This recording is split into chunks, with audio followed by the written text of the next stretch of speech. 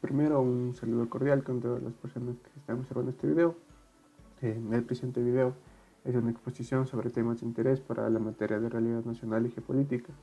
Yo soy Dani Cifuentes, estudiante de la carrera de Ingeniería en Telecomunicaciones de la Universidad de Fuerzas Armadas ESPE, y a continuación les voy a explicar un poco sobre estos dos temas, los cuales son el Abolir la Verdad, enfocada en la ideologización de la educación, y la destrucción de la lengua, enfocada en el lenguaje exclusivo. En el presente video, como ya se mencionó, se abarcarán dos temas generales de una manera detallada y concisa, donde se presenta el desarrollo teórico de estos conceptos para posterior llegar a conclusiones y análisis de estas mismas. Para nuestro primer tema, el cual es Abolir la Verdad, enfocada en la ideologización de la educación, tenemos una pequeña introducción y posterior toparemos algunos subtemas conforme sea visto necesario. Primero plantearemos y aclararemos conceptos fundamentales para el entendimiento de este mismo, como por ejemplo la educación, ideologización, y posterior una apertura a nuestro tema en sí. Como subtema, el 1.1 tenemos el cual es el tema moldear y manipular al ser humano por la educación. Como bien sabemos, para la educación al ser humano empieza desde la niñez, y que esta etapa sabemos que los humanos son muy propensos a ser manipulados e inculcados, ya sean ideologías, costumbres o conocimientos académicos, de una manera más fácil, por lo que siempre se aconseja educar a los niños de una buena forma desde su nacimiento. Ahora, en muchos casos, esta práctica de la educación se ha visto mal utilizada o con objetivos perjudiciales, no solamente para la persona, sino también para sus alrededores, como por ejemplo los conceptos conocidos como violencia, malos hábitos, etc. En la actualidad existen varias estrategias o métodos los cuales se enfocan y proyectan una ideologización de la educación, y es aquí donde entran los conceptos que de este primer subtema. Moldear, el cual es el primer concepto, es a una persona. Esto hace referencia a inculcar y promover costumbres, conceptos y mucho más a un segundo individuo basado en un ejemplo. Para eso vamos a utilizar un ejemplo. Por ejemplo, manipular a un lápiz. Mover y manipular el lápiz a nuestra voluntad y criterio. Sería más o menos una analogía, pero para los seres humanos nos referiríamos a controlar y no permitir la creación de un juicio propio del individuo, es decir, que solamente es una persona que sigue órdenes de otra o es educada para esto. Para la manipulación existen muchos caminos, unos aceptables y otros no tanto. Si se busca la obtención de una educación ideal, se debe tener los parámetros, estrategias y niveles muy claros de todos estos conceptos para no caer en las prácticas inadecuadas. Como segundo subtema tenemos el 1.2, la educación sexual integral. Este es eh, para la educación sobre la sexualidad y los derechos sexuales y reproductivos. Es un tema muy sensible, entonces esto se basa en el respeto a la diversidad y a los derechos humanos, y promueve la salud y el bienestar de las personas a lo largo de toda la vida. Este concepto de educación sexual integral abarca un amplio gama de temas, como la salud reproductiva, la prevención de enfermedades de transmisión sexual, la orientación sexual, la identidad de género y muchos temas más. También incluye el fomento de habilidades para el diálogo y el conocimiento, y la prevención de la violencia y la explotación sexual. Es esencial para garantizar que todas las personas tengan acceso a información precisa y relevante sobre la sexualidad y derechos sexuales, y para promover la igualdad de género y no la discriminación.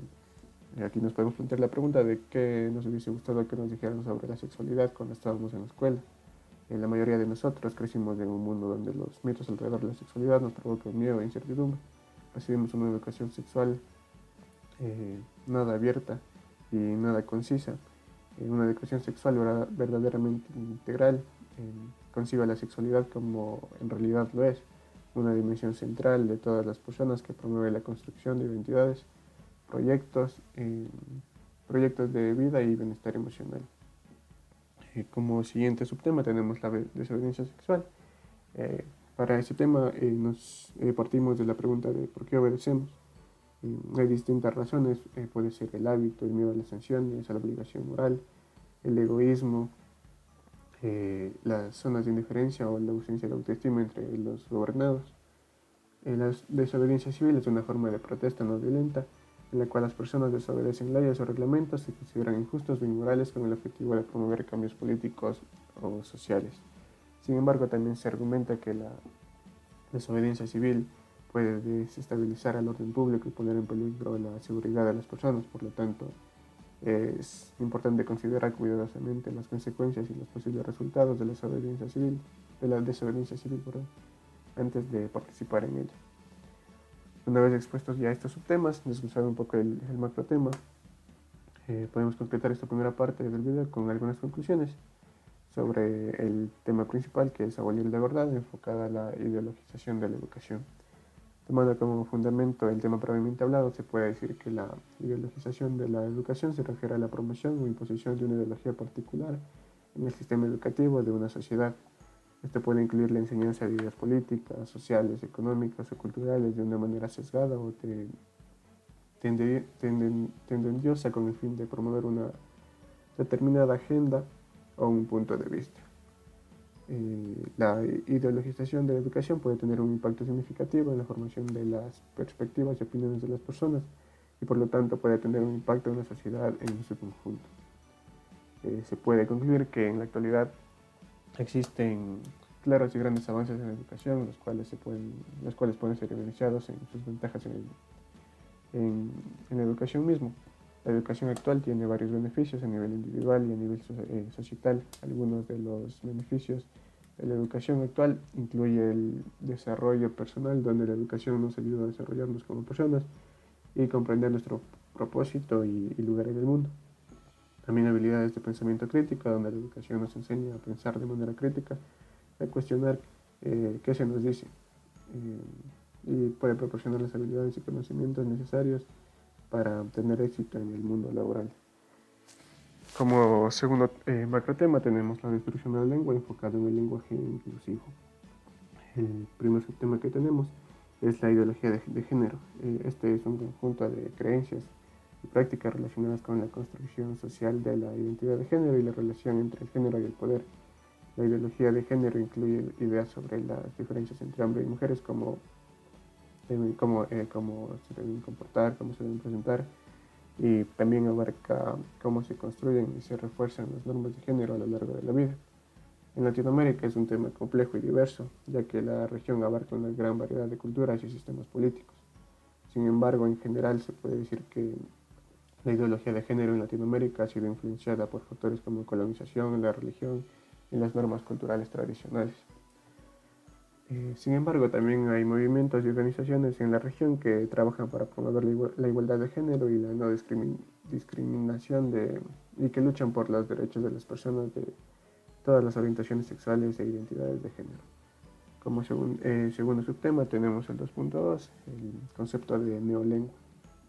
La neolengua es un término que se refiere a una lengua artificial creada con el objetivo de simplificar y unificar la lengua y hacerla más fácil de aprender. La neolengua es una idea que ha sido propuesta y discutida a lo largo de la historia, pero que nunca ha llegado a ser implementada de manera generalizada. Este término se ha presentado como una solución a problemas de la barrera del idioma y la diversidad lingüística, y se ha propuesto como una lengua universal que puede utilizarse para facilitar la comunicación entre personas de diferentes idiomas y culturas. Pero cabe recalcar que este concepto no ha sido tomado del todo y no ha sido generalizado. En su lugar se han desarrollado soluciones más flexibles y menos radicales para facilitar la comunicación entre personas de diferentes idiomas y culturas, como es el uso de idiomas internacionales, como ya sabemos el inglés o el español, o la creación de diccionarios bilingües o multilingües. El subtema siguiente es el 2.3, el cual es la destrucción de palabras. Este concepto se refiere a la pérdida o a la eliminación de palabras o términos de un idioma o de una lengua. Esto puede ocurrir por diferentes razones, como el cambio en el uso de un idioma o la desaparición de ciertas prácticas o conceptos. La destrucción de palabras puede tener consecuencias para la cultura y la historia de una comunidad y puede dificultar la comunicación y la transmisión de información a través de las generaciones. Para evitar la destrucción de palabras es importante promover y apoyar el uso de lenguas minoritarias y proteger los derechos lingüísticos de las comunidades que las hablan. También es importante reconocer y valorar la diversidad lingüística y promover la enseñanza y el aprendizaje de lenguas minoritarias. En este apartado, en este subtema, también Se podría hablar sobre los famosos modismos, los cuales pueden variar ampliamente de un idioma a otro y pueden ser utilizados para expresar emociones, dar énfasis a una idea o simplemente dar color y vida al lenguaje. Con el siguiente subtema que tenemos y el último de este apartado es el 2.4, el doble lenguaje, donde este concepto, también conocido como lenguaje ambiguo o lenguaje dual, es una forma de comunicación que utiliza palabras o frases que tienen más de un significado o que pueden interpretarse de una manera diferente según el contexto o el interlocutor. De este lenguaje se podría derivar el lenguaje ofensivo, el cual es un tipo de lenguaje que utiliza palabras o expresiones que son consideradas ofensivas o que pueden herir los sentimientos o la dignidad de las personas.